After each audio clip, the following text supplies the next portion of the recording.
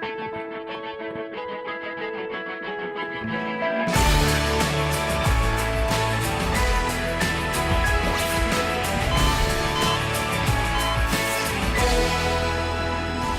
gota es un tipo de artritis que afecta en torno al 2% de la población y su incidencia ha aumentado en las últimas décadas. En el programa de hoy, un reumatólogo nos explicará cómo se diagnostica y trata esta enfermedad, que es 4 veces más común en hombres. ¿Saben que los pacientes con gota tienen más riesgo de sufrir enfermedades cardiovasculares? Enseguida se lo contamos.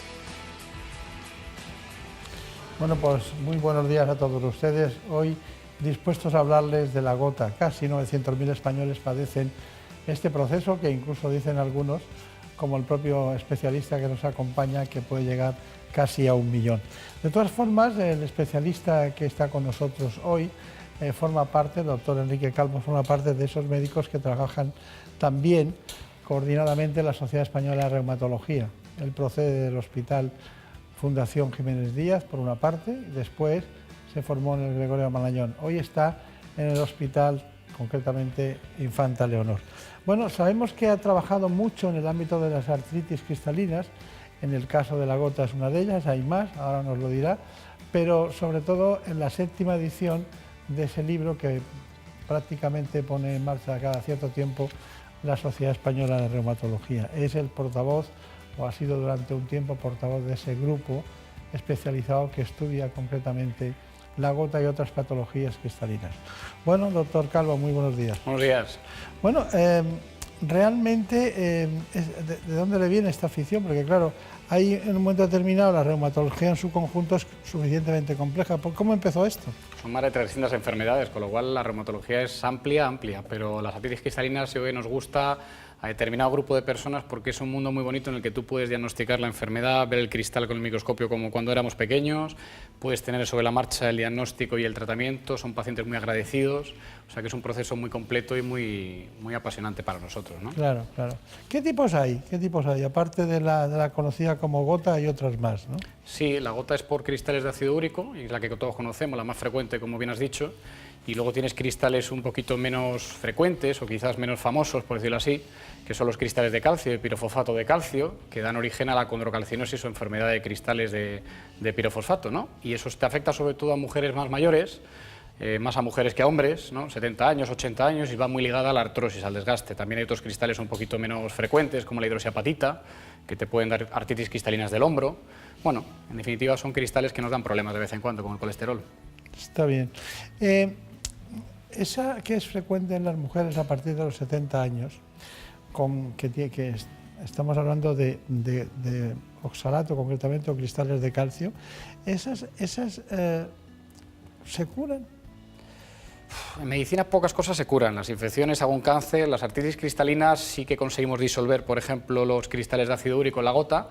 En los cristales de calcio, sobre todo el pirofosfato, hay medicinas que te sirven para quitar la inflamación que te produce el cristal, pero muchas veces no consigues quitar el que lo causa, ¿no? el origen, que es el cristal de calcio, con lo cual el paciente convive con su cristal, lo tiene arrinconado su sistema de defensas y tú lo que le das es una estrategia, una herramienta, una ayuda para que pueda vivir con él, ¿no? Para que no le inflame, para que no le produzca mucha molestia.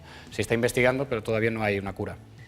Estamos hablando de algo que afecta prácticamente al 2% de la población, que es muy frecuente. ¿Qué papel tiene la parte hereditaria en lo que es la gota, ¿no? Porque claro, sabemos tradicionalmente que con antiinflamatorios y colchicina concretamente y los que disuelven o que hacen que se depure el ácido úrico, pues acaban resolviendo el problema, ¿no? De alguna manera. Pero luego vuelve. ¿Qué papel tiene la herencia y la alimentación? Pues yo te diría que mucho más la genética que la alimentación, y está demostrado. La alimentación puede hacer que si tú tienes gota te den más ataques, y obviamente es una enfermedad que va muy ligada de toda la vida, de toda la historia que, digamos, de la medicina, pues a personas un poquito obesas, a personas que a veces tienen exceso en alimentación o en bebidas alcohólicas, por ejemplo, pero no solo, 1 de cada 3 pacientes míos es delgado, lleva una vida muy ordenada y no tiene problemas de este tipo. Entonces se sabe que va muy ligada sobre todo a un problema renal, que hace que tú elimines mal el ácido úrico, de forma que se te acumula todo lo que se va acumulando, al final te acaba dando problemas porque el cuerpo te inflama o te produce atascos en el riñón y te produce cólicos, incluso te incrementa el riesgo cardiovascular de tantas veces que te produce inflamación y porque la propia elevación del ácido úrico en sangre no es buena, como la elevación del colesterol, la elevación del azúcar.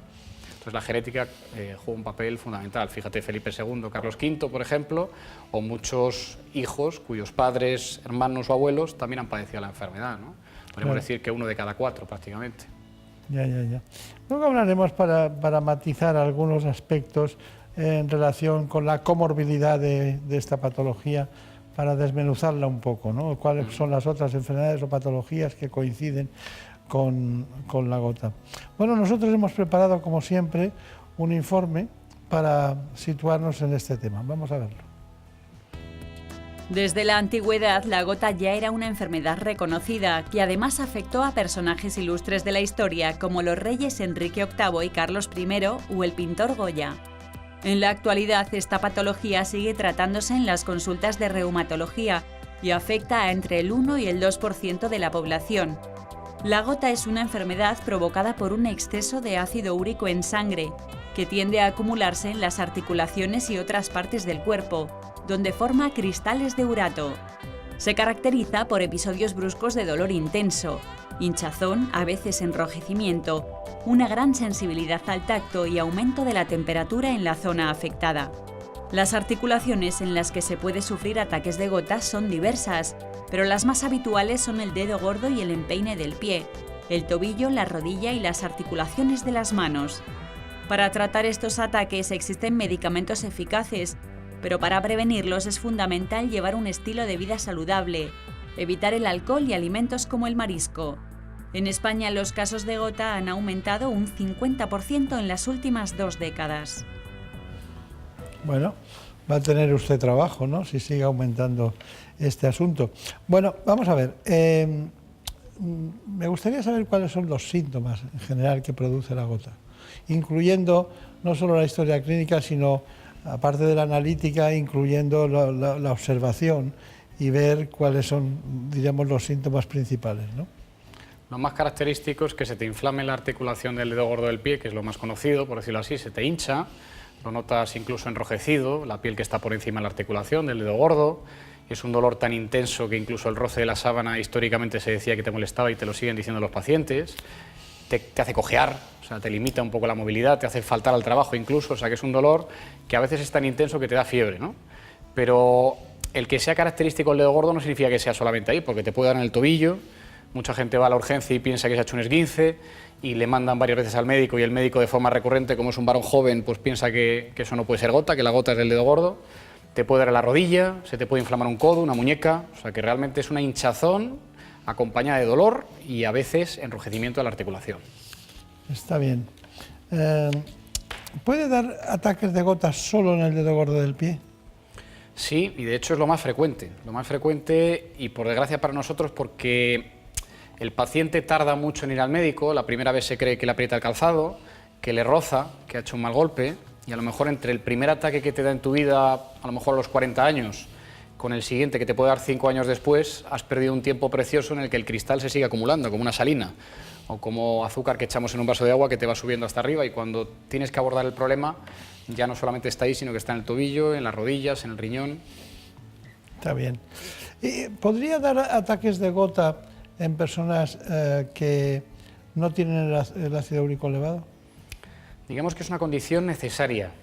A veces puedes encontrarte, y esto es muy llamativo, que cuando vas a la urgencia con el dedo enrojecido, piensas que vas a tener el ácido úrico muy alto, de 8, de 9, ¿no? Todo lo que sea por encima de 6,8, de 7, es malo. Y claro, si tú vas a la urgencia, a veces tienes 5, tienes 4, pues muchas veces en la urgencia te dicen que eso no es gota porque el ácido úrico no está elevado, y con eso respondo a tu pregunta, es decir, tú puedes tener el ácido úrico en la articulación, pero que en ese momento tu riñón intente defenderse del ataque, elimine lo que te sobra en sangre y de forma falsa te falsee, digamos, el diagnóstico, y un médico que no sea muy experto en esto, que se, digamos, agarre solo a la analítica, piense que eso no es gota. La gota no solamente es tener el ácido úrico alto en sangre, aunque lo habitual, como te digo, es que a base de tenerlo alto siempre o de forma recurrente, te acabe sobrando en sangre, se te vaya a la articulación y te dé la gota, ¿no? Pero no siempre en el momento del ataque lo vas a tener alto, ¿no? Claro, claro.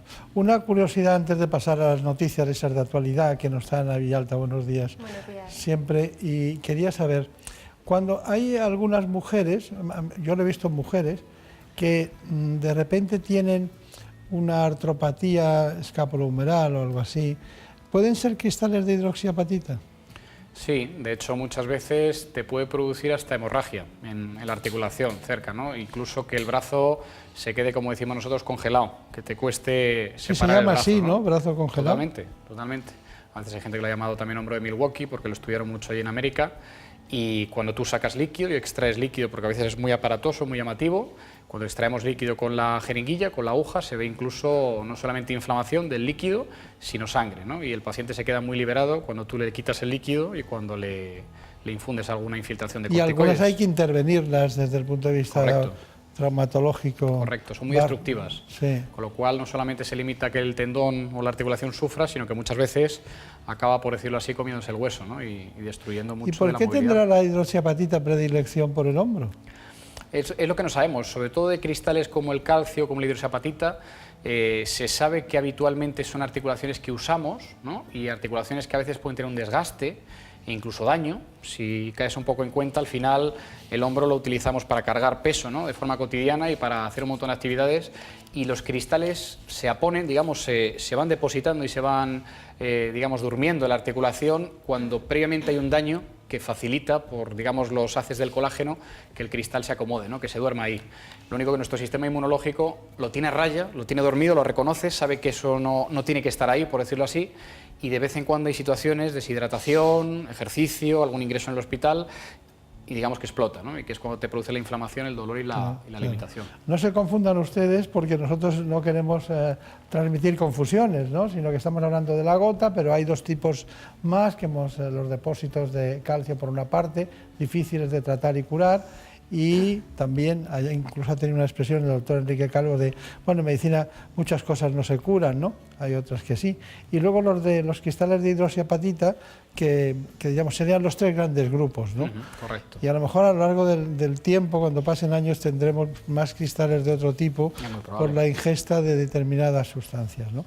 Bueno, vamos con las noticias de actualidad. Sí, porque una de las consecuencias de la gota puede ser el absentismo laboral. Cada día faltan al trabajo unas 800.000 personas en España. Un dato curioso es que un tercio de ellas lo hace sin justificante médico y además sin estar de baja. Es un día normal de trabajo, pero en las oficinas cada vez hay más sillas vacías. También en obras o cafeterías faltan trabajadores sin estar de baja.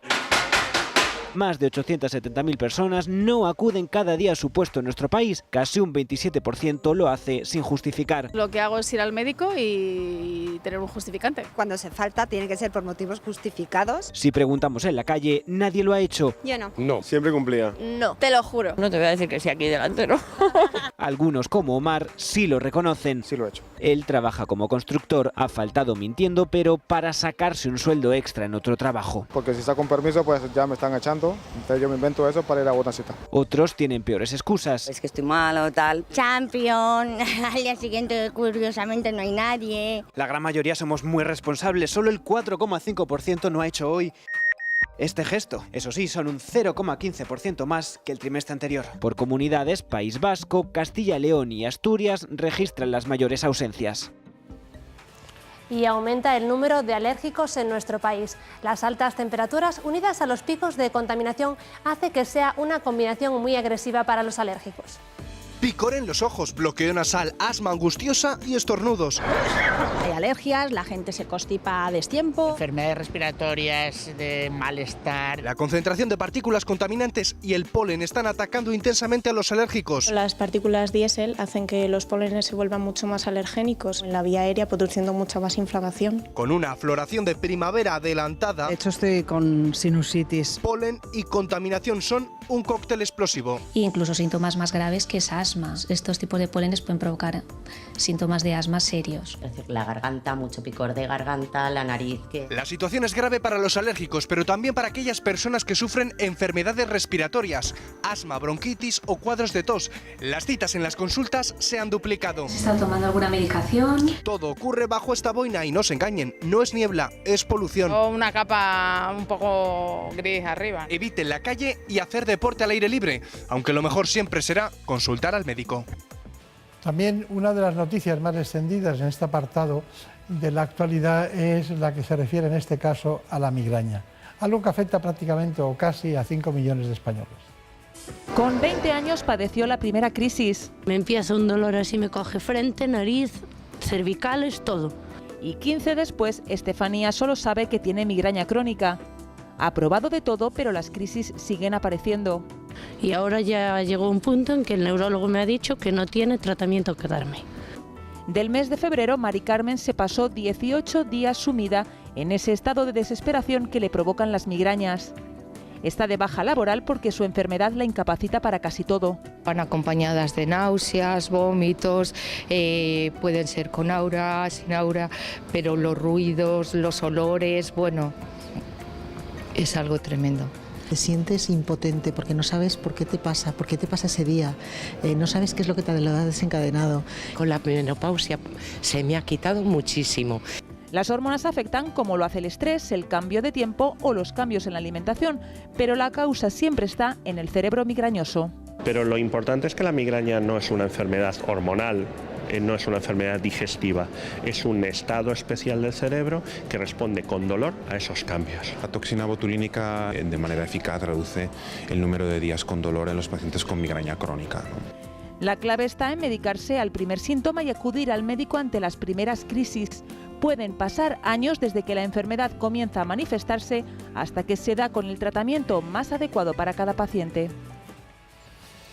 Bueno, pues que sepan ustedes que días atrás precisamente nuestros compañeros de los servicios informativos, de noticias, de Antena 3 concretamente, se hacían eco de una reunión de especialistas en Valladolid. En este caso hablaban de la migraña. Lo hacían Mónica Carrillo y Matías Prats. Para hablar un poco más en detalle de las migrañas está con nosotros el doctor Manuel Lara, neurólogo responsable de la unidad de cefaleas del Hospital Universitario de La Paz de Madrid. Buenas noches, doctor. ¿Cuáles son los síntomas y las causas de esta enfermedad? Bueno, los síntomas fundamentales son dolor de cabeza normalmente unilateral, que el paciente refiere como de característica pulsátil, se suele acompañar de náuseas, de vómitos y a veces si aparece el aura, pues trastornos neurológicos fundamentalmente visuales, aunque también puede afectar al habla, también trastornos sensitivos o motores. Las causas, pues aunque se ha avanzado mucho en estos últimos años, siguen siendo desconocidas. Se sabe que sobre una base genética familiar, pues hay factores desencadenantes que dan lugar a todos los fenómenos que aparecen en la migraña. Bueno, la verdad es que en la evaluación de un paciente con cefalea lo más importante es la historia clínica y los síntomas que presenta. Sepan que el 95% de las cefaleas que se diagnostican son primarias. Esto quiere decir que no existe una enfermedad o otra enfermedad que la cause. Cuando se sospechan cefaleas secundarias, debidas sobre todo a enfermedad, son necesarios estudios analíticos y de neuroimagen. Este es el caso del TAC o la resonancia magnética cerebral. El tratamiento de las migrañas tiene dos partes. Primero, hay que identificar y evitar los factores desencadenantes y finalmente, tratar con un buen especialista adecuadamente las crisis de dolor. La selección del fármaco debe hacerse de modo individualizado. Sabida la prevención y el tratamiento, ahora pasamos a un asunto que también es binomial. Estamos hablando del caso muy interesante de la relación entre la gota y los problemas cardiovasculares. Pero hay una pregunta antes, doctor Calvo, que es la siguiente. A mí me da la impresión que con todo lo que tomamos o toman las personas que tienen ácido úrico o desencadenan ácido úrico, toman muchas cosas que no son buenas para los procesos cardiovasculares. Eso por una parte. Pero la pregunta no es esa, es ¿qué relación entre el ácido úrico y los procesos cardiovasculares? Nosotros hemos preparado un informe, lo ha hecho Elena Fernández Puyol, con el rigor de siempre. La gota es una enfermedad que se produce por la formación de cristales de una sal de ácido úrico en los tejidos. sobre todo en las articulaciones. Cerca de 900.000 personas en España padecen síntomas como hinchazón, sensibilidad de la zona afectada y un dolor intenso, lo que les hace tener un impacto negativo en su calidad de vida. Según datos de la Sociedad Española de Reumatología, sufrir gota incrementa un 30% el riesgo de mortalidad por cualquier causa y hasta un 40% por enfermedades cardiovasculares como el ictus o el infarto de miocardio. Para disminuir este riesgo se recomienda seguir el tratamiento adecuado, evitar la obesidad y llevar una dieta cardiosaludable. Y además de controlar los factores de riesgo, se aconseja una colaboración estrecha entre los especialistas de ambas disciplinas. Bueno, es perfecto, pero ¿qué te ha parecido? Pues muy completo. Completo y riguroso, como tú dices. Hay una cuestión, entonces, ¿puede pasar eso que le digo, que alguno tenga un proceso cardiovascular y dice, no, tenía gota, y no, lo que tenía es que se ponía morado de millones de cosas que generan el aumento de purinas, pirimidinas y las sustancias que dan lugar a la gota, ¿no? Sí, por un lado eso que tú dices, ¿no? Que nuestros pacientes al final, muchos de ellos tienen exceso de alimentos perjudiciales, llevan una dieta un poquito desordenada, exceso de peso, fuman, a veces todo eso es un polvorín y al final no es solo la gota, sino todo lo que acompaña. Pero incluso en procesos donde hemos hecho dietas muy bajas en purinas, en lo que tampoco te baja tanto el ácido úrico como uno piensa, o sea que la alimentación es importante, pero no tanto, el riesgo cardiovascular per se, digamos, de tener simplemente el ácido úrico alto, y si además de tenerlo alto ya tienes cristales en la articulación, hay como una inflamación subyacente que va recurriendo de vez en cuando, ¿no? Que te da ataques fuertes de vez en cuando, pero esa inflamación que no se ve, subyacente, que la tienes siempre permanente, incrementa el riesgo cardiovascular, ¿no? Y aparte, el propio ácido úrico es un cristal que si sobra es malo, pasa igual con el colesterol tiene su función, es un cristal que funciona para lo que funciona, pero el ácido úrico, aunque es antioxidante, si de repente se desborda la sangre en ciertos pacientes, como te decía, que les falla la eliminación, se altera completamente el metabolismo, aumenta los radicales libres, que sabemos que son nocivos para el riesgo cardiovascular, se altera la pared de los vasos, todo esto al final conlleva a más riesgo cardiovascular, de infarto, de angina de pecho, de derrame cerebral. Estamos viendo y estamos estudiando que te puede aumentar la mortalidad hasta un 30-40%, que es una burrada, es una animalidad, ¿no? Y yo creo que se puede corregir, corrigiendo en parte, como decíamos, los factores añadidos a la gota, pero principalmente atacando a la gota, ¿no? ¿Usted ha visto mucha gente tomar marisco con agua? No, realmente va en combinación con buen vino o con champán, pero realmente en España, por el precio que lleva, no lo hacemos todos los días, ¿no? Claro. Entonces yo creo que, aunque corrijamos ciertas cosas de alimentación y tenemos que recomendar, ¿no?, hacer una dieta mediterránea y bajar peso y hacer ejercicio aeróbico, no es solo la alimentación, ¿no? Yo me puedo poner a lo mejor hasta arriba de marisco, o tú, y sin embargo tú y yo no tendremos problemas si alguien que tiene problema en el riñón que no elimina el ácido úrico, a ese al que le da, ¿no? Claro, claro, claro. Bueno, le vamos a dar una sorpresa, una pequeña sorpresa. Es clínica, es médica, es de relación médico-paciente. Es Iván Fernández, un paciente suyo, que nos cuenta esto. Yo me enteré de la asistencia a la gota por mi padre, que es quien me la ha transmitido. Pues yo tenía 29 años cuando me ocurrió y no me podía levantar de la cama. Al apoyar me dolía muchísimo el pie. Fui al médico de cabecera y me diagnosticó un esguince. Luego ya pues reposo, fue pasando y desde ese momento hasta que me lo diagnosticaron pues pasaron 3 años. La convivencia con la enfermedad es normal salvo en episodios de estrés o de mucho andar. El estrés en la mayoría de los casos también afecta mucho al ácido úrico. En el trabajo, en el día a día, no suelo tener problema, no tengo ningún problema por la gota. Y bueno, tan solo el tema de comer todos los días fuera de casa, pues hay que controlar un poquito, porque aunque no te afecte mucho, o no me afecte mucho en este momento, pero si me paso, sé que voy a tener una baja de 2-3 días. Cuando me da un ataque de gota fuera de casa, sé que tengo que estar en reposo las siguientes 24 horas y tomarme el tratamiento del momento en el que te da el ataque de gota, que es distinto del tratamiento que sigo en el día a día. La alimentación que tengo que llevar es normal, siempre me dice el médico que tengo que adelgazar un poco, y tengo que quitar sobre todo las purinas. Bueno, se lo saben muy bien, pero seguimos igual, ¿no? Tengo que adelgazar un poco, bueno, tengo que adelgazar 10 kilos, mínimo. Y complicado. Complicado, ¿no? Y de todas maneras, sé que voy a estar 2 días de baja, son condicionantes, todo. Y luego yo tengo la impresión de que cuando hay sustancias dentro del organismo, esas mismas sustancias demandan un tipo de alimentación nociva, ¿no? Es decir, que ¿no? Hay una especie de inclinación, como cuando se es alcohólico, ¿no? Es una droga. Yo la obesidad o la adicción a la comida es una adicción más, es una droga más, y es muy difícil de corregir. Bueno, pero no es lo mismo hiperuricemia, o sea, tener niveles altos de ácido úrico que tener gota. Exacto. ¿Cómo lo diferencia usted eso? Realmente a nosotros incluso a veces nos cuesta, sobre todo si no hay síntomas, ¿no? Porque la gota te puede dar síntomas, que es cuando se te inflama una articulación, como hemos dicho, pero durante años puede estar silente, escondida, callada, y la analítica te puede dar signos o síntomas de que puede haber algo ahí debajo, pero la ecografía nos está ayudando mucho en los últimos años, porque es una forma de ver lo que pasa dentro de la articulación, y a veces hay signos inequívocos que simplemente con la ecografía te hacen pensar ya en gota. Que tienes mucha duda y no sabes si ese paciente, como tú dices, solamente lo tiene alto o también tiene gota, pues muchas veces si extraes una pequeña cantidad de líquido de la articulación y en el microscopio, como te decía antes, ves el cristal, ya tienes el diagnóstico. Eso es una gota, aunque el paciente quizás todavía no tiene síntomas. Claro. Bueno, y llegamos al punto de la alimentación, ¿no? Nosotros, la alimentación y la gota, que es, digamos, lo que hacemos cada día, no hay que medicarse y empezamos de cero, ¿no? ¿Cuál sería la alimentación ideal? Vamos a ver uno de nuestros informes.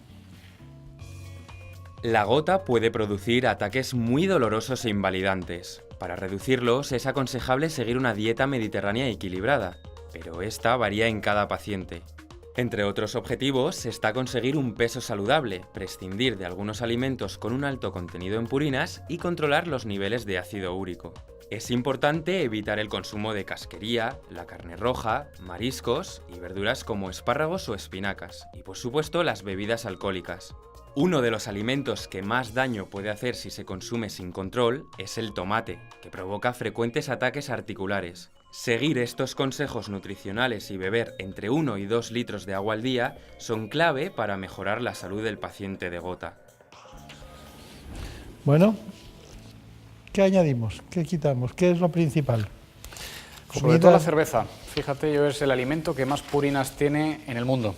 Y no es tanto por el alcohol, porque incluso la cerveza sin alcohol también tiene purinas, que mucha gente te dice, doctor, ya me he quitado la cerveza, estoy tomando sin alcohol y sigue teniendo purinas.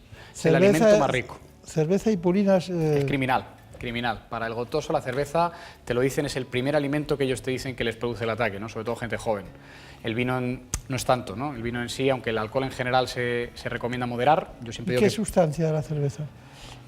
Sobre todo es el lúpulo. El lúpulo es el que incrementa las purinas y es principalmente por eso que aunque quites el alcohol te va a dar, ¿no? Hay muy pocas cervezas elaboradas más al estilo medieval que no tienen tanto lúpulo, que son las poquitas que le puedes dar. Pero vamos, yo no prohíbo ningún alimento a mis pacientes, lo que hago es moderar, intento bajar peso con dietas que puedan realizar, porque si no, no sirve de nada. Si tú insistes a un paciente en que pierda 30 kilos en un mes, no lo vas a conseguir, ¿no? No. Y favorecer, que esto es importante, cosas beneficiosas, ¿no? Las cerezas, por ejemplo, son buenas. Yo siempre digo cerveza mala, cereza buena, ¿no? Pues yo creía que las cerezas que, sinceramente, hubiera apostado cualquier cosa, que las cervezas provocaban ácido úrico. Pues es más bien al contrario, parece que reduce los niveles de ácido úrico y está comprobado. Pero es que el emperador... Carlos V, Carlos V, en la zona del Jerte, donde vivía, comía básicamente marisco menos, pero le traían marisco, del norte de la zona de Holanda, pero tomaba básicamente carne de caza y cerezas del Jerte. El problema es la carne de caza. La carne de caza, igual que la casquería, tiene también mucho alto contenido en purinas, ¿no? Aparte que ingerían a veces grandes cantidades de alcohol, tenían obesidad, tenían más sedentarismo también en ese sentido. Entonces todo eso contribuye. A más peso tienes, más...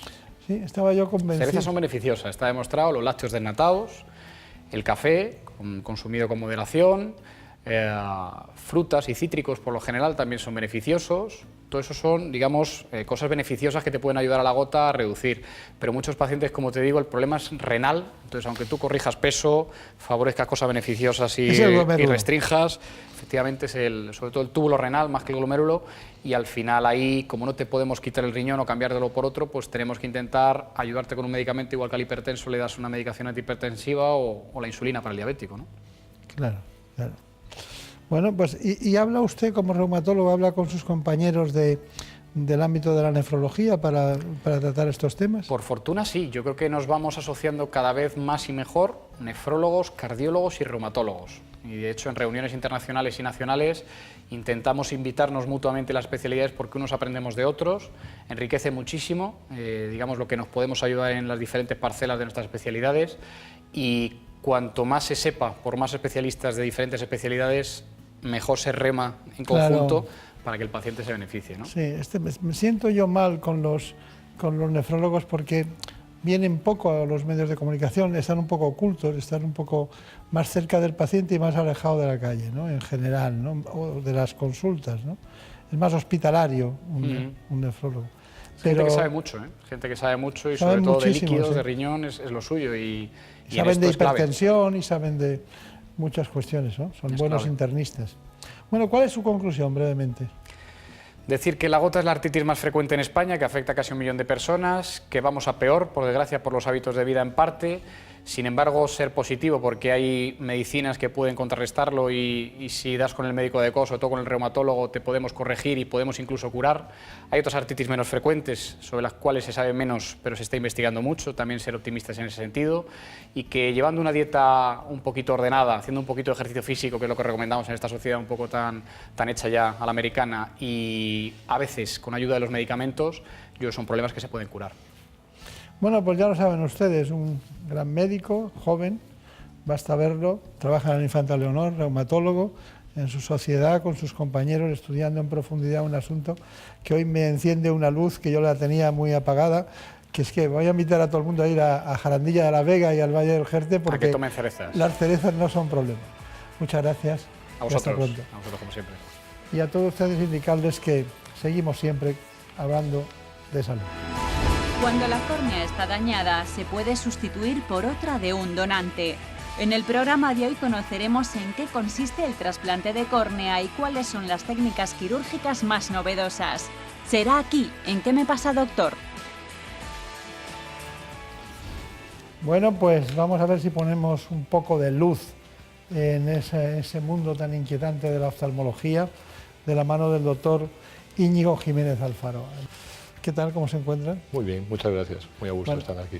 Pues nada, pues muy buenos días.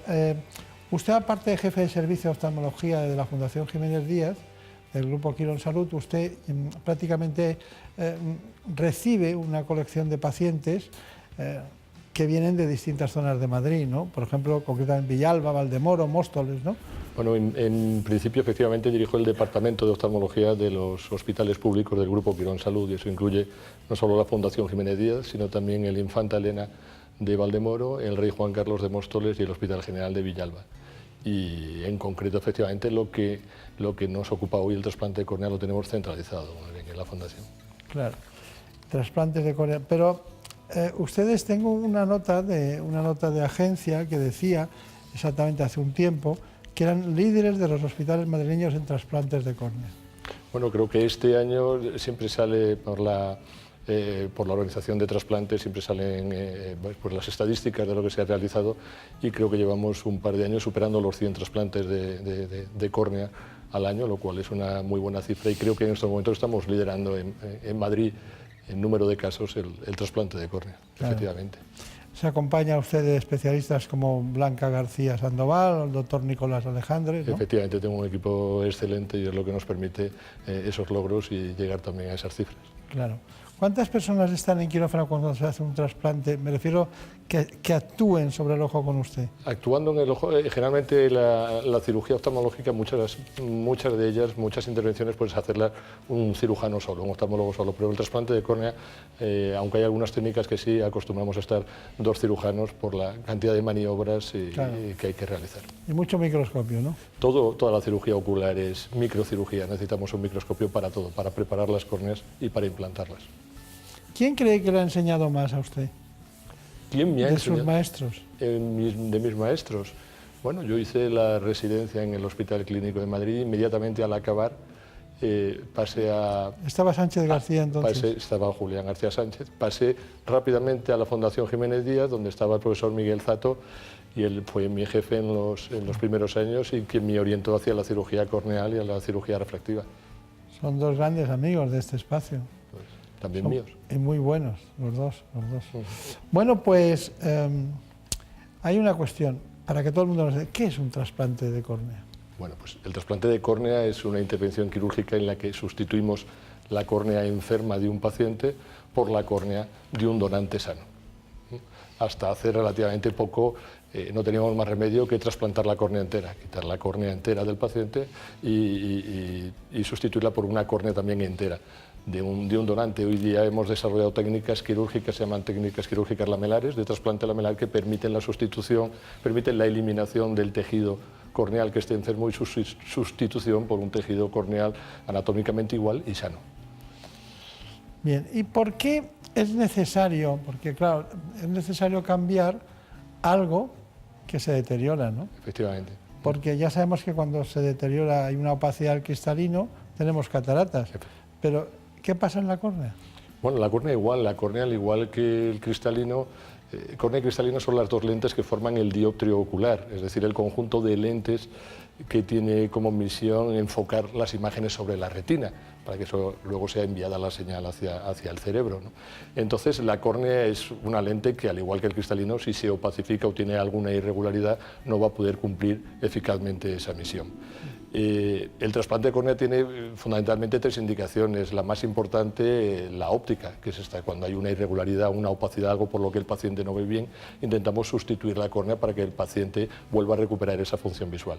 Pero también tenemos a veces unas indicaciones tectónicas cuando hay adelgazamientos corneales extremos o perforaciones oculares. Entonces nuestro objetivo es reforzar esa córnea para que no lleguemos a tener un ojo abierto y una complicación más seria. Y luego hay también casos terapéuticos. Algunas veces tenemos que hacer un trasplante de córnea en infecciones muy agresivas que no controlamos o en algunos tumores también oculares de segmento anterior. O sea que tenemos esas 3 indicaciones: ópticas, tectónicas y terapéuticas, pero a la cabeza de todos, afortunadamente, las ópticas.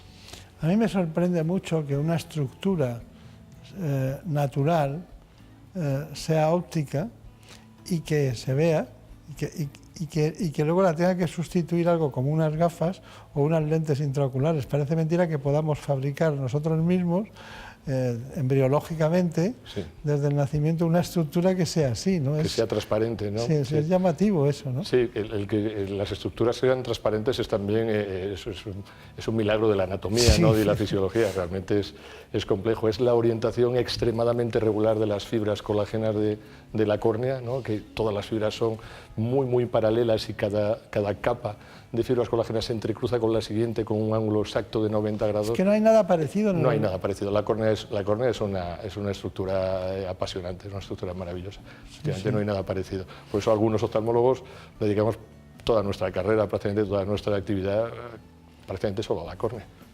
Sí, sí.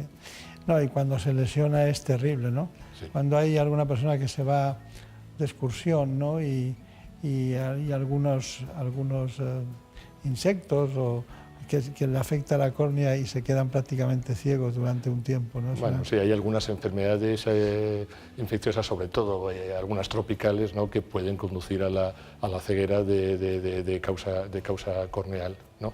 Aquí en nuestro medio quizá eso es un poquito más difícil, afortunadamente. Sí, sí.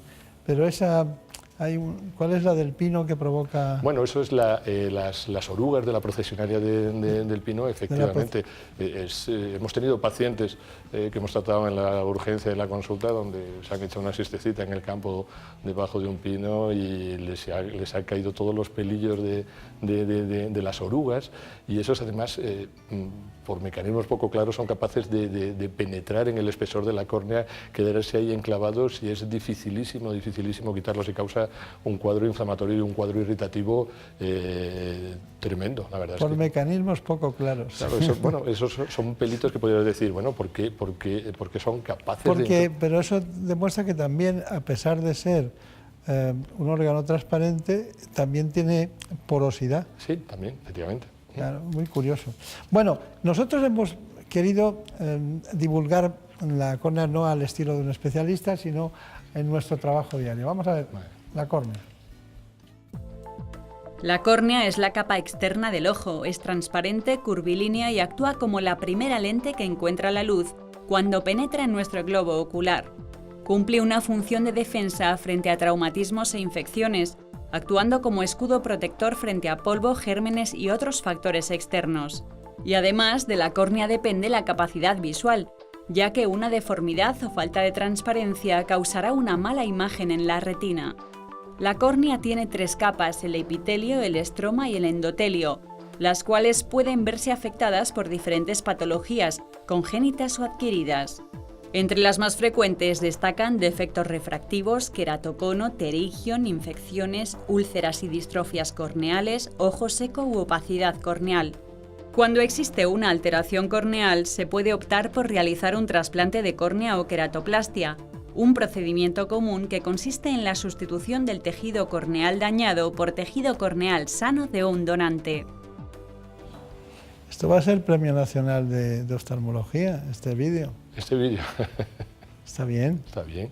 Bueno, la córnea tiene 5 capas, tiene el epitelio, una siguiente capa que da una cierta elasticidad y consistencia a la córnea, que es la membrana de Bowman. Luego tenemos el estroma corneal. Y luego tenemos el complejo membrana de Descemet endotelio, que es el que evita que el agua que hay en el interior del ojo, el humor acuoso, penetre en la córnea. La córnea, por esa alta concentración de fibras colágenas que tiene, tendría una tendencia natural a embeberse de agua como una esponja y a hincharse y a originar un edema corneal. Esa última capa que la separa ya del interior ocular es la que funciona como una capa impermeable gracias a esa membrana de Descemet y a ese endotelio, una monocapa de células hexagonales que tiene como misión bombear el agua que tenga tendencia a entrar nuevamente hacia el humor acuoso. Lesionar eso quirúrgicamente debe ser... Eso es el trasplante más moderno que estamos haciendo, sustituir solamente el endotelio para mantener el resto de la córnea del paciente en su sitio. Claro. Bueno, mire, tenemos noticias de actualidad nosotros. Se acaba de dar una en relación con lo que hacen, ¿no?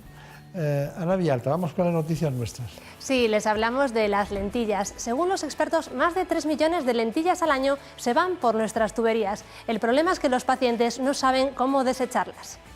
Son frágiles y a simple vista nada dañinas, aunque para el medio ambiente sí. 2,5 millones de españoles utilizan lentillas, cifra que no deja de aumentar. Cada vez hay más usuarios de lentillas y sobre todo cada vez gente más joven. Las hay de un solo uso o reutilizables durante un mes. Esta caducidad plantea un reto medioambiental porque se ha demostrado un hábito nada recomendable: tirar las lentillas por el desagüe o por el inodoro. Preguntamos, ¿por dónde se tiran las lentillas? Las lentillas... La verdad que nunca me lo he preguntado. No, ni idea. Eso es una broma, ¿no? Más de un tercio de los usuarios de estas lentes de contacto no están seguros de dónde tirarlas o no creen que se puedan reciclar. La respuesta es sencilla. Tan solo con este simple gesto, tirarlo a la basura en lugar de por el desagüe, el planeta lo agradecerá. Solo en Estados Unidos, entre 6 y 10 toneladas de lentes de plástico acaban en las aguas residuales cada año. Y acaban en nuestros ríos, en nuestros mares, se descomponen, se convierten en microplásticos, son ingeridos por la fauna y acaban afectando la salud de las personas. En nuestro ojo está verlo o no. Y cada vez los niños acceden antes a los móviles y a las tablets. Según diversas investigaciones, pueden tener consecuencias negativas para la vista y también para la salud. Ahora un estudio español matiza que los padres son un mal ejemplo para los niños. Seleccionamos al azar a estos padres para preguntarles a qué edad sus hijos empiezan a utilizar la tecnología. Primero lo cogería con 2 años. 3 años, 4 años. Se lo di yo creo que con 5 años. ¿Y el primer móvil? Pues tenía 12 años. Mi hijo a los 14. Uy, según el conocimiento que tenga, la edad ahí... Investigadores canadienses reclutaron a un grupo de embarazadas y estudiaron durante una década cómo afecta a sus hijos el uso de las pantallas. Y las alarmas saltaron. Los niños de 3 a 5 años que pasaban mucho tiempo con la tecnología tenían un peor desarrollo. Advierten que es comparable a la comida basura, los excesos se pagan. Si educamos desde pequeños a que tengan una relación sana, va a ser mucho más fácil. Y nada mejor para enseñar que predicar con el ejemplo. Muchos padres hacen un uso excesivo de la tecnología. Ellos lo han reconocido. Estamos todo el día enganchados al móvil. Somos un mal ejemplo para ellos. Más de una vez a lo mejor con el móvil y diciéndole suelta la tablet. Y la culpa la tenemos todos. Bueno, algunos intentan poner remedio con controles parentales, aunque muy pocos lo utilizan. Lo tienes 5 minutos, yo veo lo que estás haciendo. Yo estoy un poco al loro de lo que hace. Yo no le dejo que se meta en cosas malas. Los expertos avisan, hay que educar desde el principio. En muchos casos el primer móvil llega demasiado pronto. Miopía, hipermetropía o astigmatismo son los problemas oculares por los que la gente utiliza gafas. Vamos a ver de la mano de Pilar Roldán cómo a través del maquillaje podemos agrandar la mirada. Llevar gafas para problemas de la vista, como pueden ser la miopía o el astigmatismo, pueden deformar la morfología natural del ojo. Hoy vamos a ver un maquillaje para ver cómo podemos agrandar la mirada.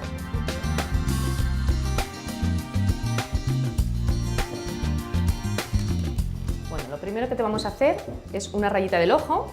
¿Vale? Ciérrame el ojo para agrandar la mirada. ¿Vale? Luego le vamos a poner un poquito de sombra para darle profundidad.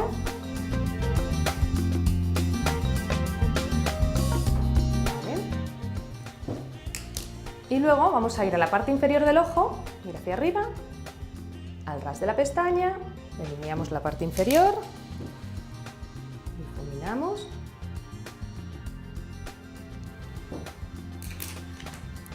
ya se va poniendo más profundidad.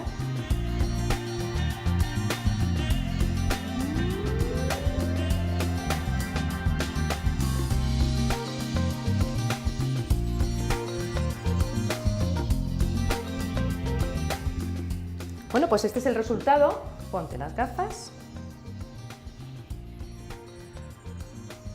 y puedes ver cómo un ojo queda mucho más amplio y más grande la mirada a través del cristal, que en tu caso es miopía. Bueno, pues dependiendo del tipo de cristal o de lente, podemos saber qué tipo de maquillaje nos puede venir mejor para nuestro ojo. Y pasamos a hablarles de otro asunto de gran interés en el ámbito sanitario. Importantes personalidades de los sectores públicos y privado, en su mayoría mujeres, lideradas por Gaceta Médica y la revista Marie Claire, han puesto en marcha el proyecto Mujeres de la Sanidad. Esta iniciativa pretende incrementar la presencia femenina en puestos de responsabilidad y dirección en el ámbito sanitario. Los objetivos del proyecto es trazar e identificar estrategias concretas en cada uno de los 3 ámbitos: la asistencia sanitaria, la investigación y las compañías, para que todas las asistentes puedan impulsar desde sus organizaciones estos cambios. Bueno, gracias a Santiago de Quiroga y esta gran aportación, sobre todo la inteligencia creativa en el ámbito de la sanidad y la gran aportación de la ruta del talento femenino, ¿no? Que es una estrategia diferente a las demás y que tuvo una gran profusión e implantación en el alma femenina y, cómo no, en lo que es el conjunto de la sociedad, porque no podemos vivir solo del alma femenina, hay que vivir de las almas de las personas que en este aspecto pues, nos ponen en el camino de un talento del que no se habla en muchas frecuencias. Y además que hemos querido seguir especialmente y volveremos la semana que viene para darles un reportaje profundo sobre este tema. Bueno, querido doctor Jiménez Alfaro, hay un asunto, y es que nosotros hemos querido hacer un reportaje sobre la cirugía de la catarata. Nos gusta mucho entrar en quirófano y meternos dentro. ¿Cuáles son diríamos, enumérenos las dificultades que usted ve en la cirugía de la catarata? Me refiero en cualquier término y también en el trasplante. ¿Cuáles son los problemas a los que se enfrentan? Bueno, la cirugía de la catarata es la cirugía que más se realiza en el mundo, la que más hacemos los oftalmólogos. Operamos cientos de cataratas al año y bueno, es una cirugía hoy día muy estandarizada que se realiza con anestesia en gotitas, con colirio anestésico tópico, con una microincisión de 2,2 milímetros y se realiza con ultrasonidos. Si bien ha aparecido ya recientemente, desde hace un par de años, se están probando sistemas de láser para realizar todavía de momento tan solo algunos pasos de la cirugía de la catarata. Luego se han desarrollado un gran número, una gran variedad de lentes intraoculares, quizá lo más moderno y lo más extendido hoy son las lentes multifocales que te corrigen la visión de cerca y de lejos, e incluso las lentes también multifocales o monofocales tóricas que también llevan incorporado la corrección del astigmatismo. Y todas estas lentes se suelen introducir en el ojo a través de unos sistemas de plegadas, a través de unos sistemas de inyección. Hombre, toda cirugía puede tener sus complicaciones, pero afortunadamente la cirugía de la catarata es una cirugía muy minuciosa, es microcirugía, hay que ser muy delicado y el mayor riesgo es que se nos pueda romper la cápsula del cristalino, que es la que sirve de soporte a la lente intraocular, pero hoy afortunadamente pasa en muy pocas ocasiones. Pues doctor Jiménez Alfaro, vamos a ver precisamente la primera parte del trasplante de córnea. Hacemos primero, en la primera fase, la cirugía de las cataratas y continuamos con el trasplante de córnea. Se tiene una patología en la córnea que se llama una distrofia de Fuchs. La distrofia de Fuchs afecta al endotelio, que es justamente la capa más profunda, muy finita y muy importante de la córnea porque es la que mantiene la transparencia. El problema de esta paciente es que aunque le operásemos la catarata, pues su córnea no le iba a permitir ver bien. Pues esto va a ser una cirugía combinada. Lo que hacemos es ahorrarle un paso quirúrgico operando las dos cosas a la vez. El doctor va a hacer la incisión de la catarata, que nos va a ser la misma que vamos a utilizar después para hacer el trasplante. Introducimos el viscoelástico para hacer cámara y también para proteger esa capa que precisamente nos falla. Este instrumento se llama un cistitomo y lo que va a hacer es quitar, como si dijéramos, una pequeña tapadera para poder quitar el interior del cristalino. Esta técnica se llama facoemulsificación porque lo que se usa es ultrasonidos. En lugar de sacar toda la catarata como se hacía antes y necesitábamos una incisión muy grande, el hecho de partirla en trocitos y aspirarla permite utilizar una incisión mucho más pequeña. Entonces ahora tenemos ya el sitio perfecto para colocar una lente. Es decir, donde teníamos el cristalino hemos quitado la tapaderita de la cara anterior para poder meter la lente. Se va a quedar alojada exactamente donde fisiológicamente tenemos el cristalino. Así que una vez terminada la cirugía de cataratas, ahora vamos a empezar a preparar el ojo para la cirugía del trasplante. Bueno, hemos visto la primera parte de una intención porque había una catarata y es correcto. Es correcto. Y ahora vamos a hacer el trasplante de córnea, que es el objetivo final que queríamos. No es una situación que se nos dé muy a menudo, afortunadamente. Esto es una cirugía combinada de cirugía de catarata más trasplante endotelial. Realmente, como decíamos antes, el endotelio es una capa de células, son células que no se reproducen, ¿vale? Nacemos con un número de ellas y vamos perdiendo células a lo largo de la vida y que son las que tienen como misión, como encargo, el mantener la córnea relativamente deshidratada, evitar que entre ese agua que decíamos que está dentro del ojo, dentro de la córnea. Hay una enfermedad que se llama la distrofia de Fuchs, que es una enfermedad genéticamente determinada en la que por razones que desconocemos se pierden esas células. Hay una muerte programada de esas células, se pierden antes de tiempo y entonces nosotros con una serie de pruebas de exploración que tenemos somos capaces de estudiar también el endotelio de las personas antes de las cirugías. Cuando detectamos una distrofia de Fuchs, el problema es que toda cirugía de catarata, por muy perfecta que sea, conlleva una pérdida de células endoteliales. Lo que sucede es que en condiciones normales tenemos una reserva funcional suficiente y todo el mundo puede perder ese 10, 15, hasta un 20% de células durante la cirugía de catarata sin que suceda nada. Pero si tenemos un paciente ya con una distrofia de Fuchs en el que partimos de un número muy bajito de células, esa pérdida fisiológica que tiene lugar durante una cirugía sin complicaciones, durante una cirugía normal, puede hacer que la córnea se descompense y que las células que queden no sean suficientes para mantener la transparencia de la córnea. En esos casos, cuando ya lo sabemos de antemano, como en esta paciente, entonces planteamos una cirugía combinada para ahorrarle al paciente 2 pasos por quirófano. Quitamos el cristalino y a continuación hacemos el trasplante de córnea. La distrofia de Fuchs en este vídeo se me veía muy bonito en la imagen, es ese aspecto granulado, ese aspecto de bronce batido, ese aspecto de puntitos que tenía la córnea, esa es la distrofia endotelial de Fuchs.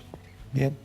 Que me encantan las patologías que tengan nombre propio porque es un homenaje al especialista que la descubrió. Pero de todas maneras, para que nos entienda todo el mundo, hablamos hay dos endotelios diferentes, porque el endotelio que hay en las arterias no tiene nada que ver con este y también es fundamental para la vida, ¿no? Cuando se deteriora es donde se acumula la arteriosclerosis, provoca embolias y distintos problemas. No tiene nada que ver con este otro endotelio, que parece ser que es un depósito de oro que nos dan y que como se consuma, pues tenemos problemas, ¿no? No tiene nada que ver.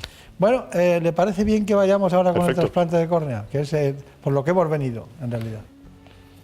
Lo primero que tenemos que hacer para este trasplante es tener una pupila pequeña. ¿Veis este pequeño agujerito? Es una iridotomía.